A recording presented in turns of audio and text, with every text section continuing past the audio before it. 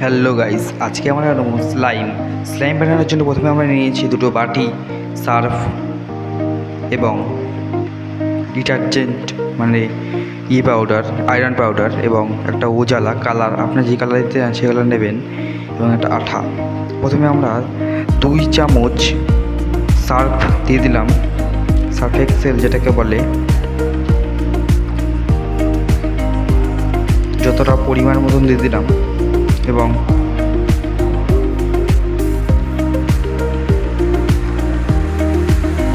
Mix করে নেবো একটু হালকা করে নাড়িয়ে, এবং এর উপরে দেবো আয়রন পাউডারটা 1 চামচ। যতটা আপনার পারেন ততটা দেবেন, কারণ এটা দেওয়ার অতটা জরুরি নয়। আমি ইউটিউবে একটা ভিডিও দেখেছিলাম যেটাতে এটা দিতে হয়, তাই দিয়ে দিলাম। এবং একটা জল দিয়ে দেবো উপর দিয়ে। দেখতেই পাচ্ছ কি সুন্দর গ্যাঁচা উঠছে, এবং নাড়িয়ে চাটিয়ে নেবো, একটু মিক্স করে নেবো পুরোটাকে। এবার আমরা আঠা নিয়ে নিচ্ছি। এই আঠাটার মধ্যে আমরা একটু কালার দিয়ে দেবো। উজালা দিয়েছি আমরা, আপনারা অন্য কালার দিলে দিতে পারেন। একটু মিক্স করে নেবো কালারটাকে আটার সঙ্গে, এবং আস্তে আস্তে সার্ফের জলটাকে দেবো এবং মিক্স করতে থাকবো।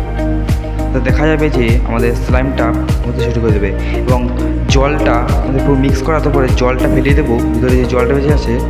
এবং এই যে আমাদের স্লাইম পুরো রেডি।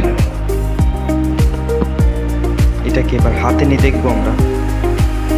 সম্পূর্ণ জলটা ফেলে দেবো, নাহলে নরম হয়ে যাবে আমাদের জিনিসটা। এটা কিন্তু হার্ড হয়ে গিয়েছিল।